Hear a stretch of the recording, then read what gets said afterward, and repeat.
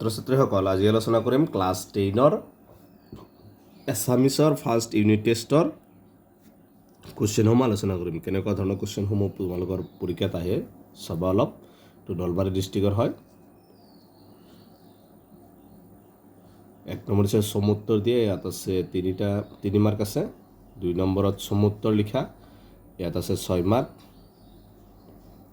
3 নম্বৰটো উত্তৰ লিখা, ইয়াত আছে 4 মাৰ্ক আছে।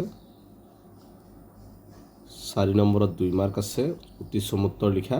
5 নম্বৰত চমুত্তৰ লিখা, ইয়াত আছে 4 মাৰ্ক। 6 নম্বৰত আছে উত্তৰ লিখা, ইয়াত আছে 3 মাৰ্ক। তাৰপিছত 7 নম্বৰ তলৰ যিকোনো এটি শব্দৰ প্ৰত্যয় ভাগি দেখুৱাই 1 মাৰ্ক। 1 মাৰ্কৰ চাবা প্ৰশ্নকেইটা।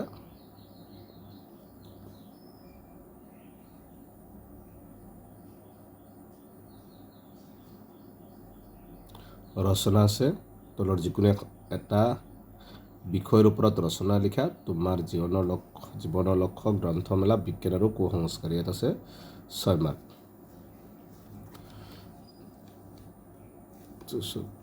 খ বিভাগত আছে অতি চমুত্তৰ লিখা, ইয়াত আছে 2 মাৰ্ক আছে।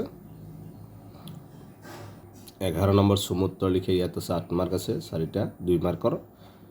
12 নম্বৰ উপসৰ্গ কাকবোৰে উপসৰ্গ ব্যৱহাৰ কৰি এটা বাক্য লিখা, 2 মাৰ্ক আছে।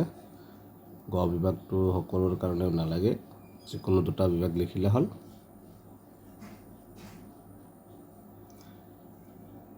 এইকেইটাই আছিল ক্লাছ 10ৰ এছামিছৰ প্ৰথম গোট পৰীক্ষাৰ প্ৰশ্নসমূহ। গতিকে আজিৰ ভিডিঅ'টো এইখিনি।